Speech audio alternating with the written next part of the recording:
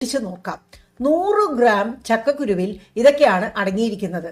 ഏകദേശം 6.6 to 7 grams protein, ഒരു 0.4 gram fat, 25 to 35 gram carbohydrate, അതിൽ കുറേ ഫൈബറുമുണ്ട്.